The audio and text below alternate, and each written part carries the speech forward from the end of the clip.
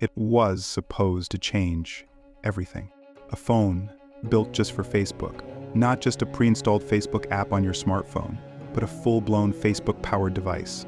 A phone that would keep you connected all the time with a single press of a button. No distractions, no competition, just Facebook. It was a bold and interesting experiment. And in the end, a complete disaster. This is the story of the Facebook phone, one of the biggest tech flops of all time. A device that promised to redefine social media, only to be abandoned, humiliated, and buried in less than a month. It was in the 20-teens when Facebook was at the height of its popularity that Mark Zuckerberg had an idea. What if Facebook didn't have to be an app on your phone? What if it was your phone? That idea led to Facebook's first experiment with smartphones, the HTC Chacha and the HTC Salsa, two Android-powered phones built by HTC released in the spring of 2011. And their defining feature? A dedicated Facebook button on the phone's actual hardware. Just press it and boom, instant access to your Facebook status photos and messages. It was supposed to be a game changer, the ultimate social media phone. But there was just one problem. Nobody wanted it. The Chacha and Salsa flopped. The phones were not fast or powerful enough. And a dedicated Facebook button? It felt like a gimmick. By the end of the year, the experiment had failed. The phones were discontinued, and Facebook's first attempt at entering the smartphone market had been a disaster, especially given that no one even knew that the phones had ever existed. But Mark Zuckerberg wasn't quite done yet. Fast forward to 2013, when Facebook was bigger than ever, over 1 billion users. It had a massive initial public offering on the stock market, and more control over the internet than any social platform in history. But this time they were not just going to slap a button on an Android phone. Oh no, this time Facebook was going all in, and they called it the HTC First, a phone designed from the ground up for one thing and one thing only: Facebook.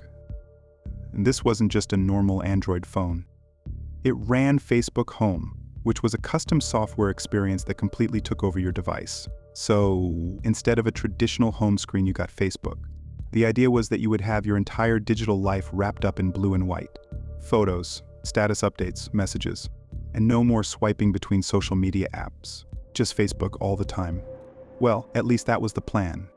When the HTC first launched in April 2013, Facebook had high hopes because the phone had the backing of AT&T, one of the major phone providers in America. And Facebook pumped millions into advertising. But then, disaster struck. From the moment people got their hands on it, the feedback was brutal. You know, one thing to keep in mind is when you turn on this phone, I think this is the first thing that people should realize, is that it's very Facebook. You're going to see photos, and you're going to see status updates from your friends, you get notifications if there's a new post, and you can comment on those posts basically by double tapping.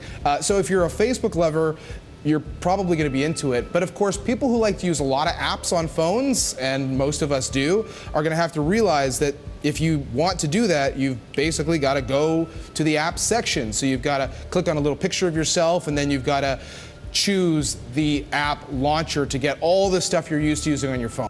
Users hated Facebook Home. The interface was confusing, and it buried essential apps. It was slow, clunky, and worst of all, it would force you to interact with Facebook whether you wanted to or not.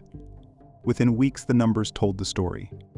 Facebook Home took an entire month to reach 1 million in users. This was a terrible result for a company with over 1 billion users. But things got worse. Out of 16,000 reviews, more than half gave it a 1-star rating. You see, people weren't just ignoring Facebook Home, they were actively rejecting it. And then came the death blow. Less than a month after launch, AT&T made a shocking move. They slashed the price of the HTC First from $99 to 99 cents, an instant sign that the phone was failing. And just days later, rumors surfaced that AT&T was planning to stop selling the phone entirely. And then came the part no one was ready for. UK retailers announced they wouldn't carry the phone at all. And with that, the Facebook phone was dead in less than a month. So what went wrong? The answer is simple. Nobody wanted a Facebook phone. The HTC First was trying to force people into a world where Facebook was everything. But by 2013, the way people used social media had changed. They weren't just on Facebook, they were on Twitter, Instagram, YouTube, and Snapchat. The days of a single social network dominating the internet was over. And there was another problem. At $99, the HTC First was too expensive for a phone that only appealed to hardcore Facebook users. They should have done what Amazon later did with the Fire phone, which was to give it away for free with a contract. Instead, they got greedy and wanted money up front. By the summer of 2013, the HTC First was gone, and Facebook Home was quietly abandoned. It was a rare failure for Mark Zuckerberg. A high-profile embarrassment that showed for all of Facebook's power, they couldn't control everything.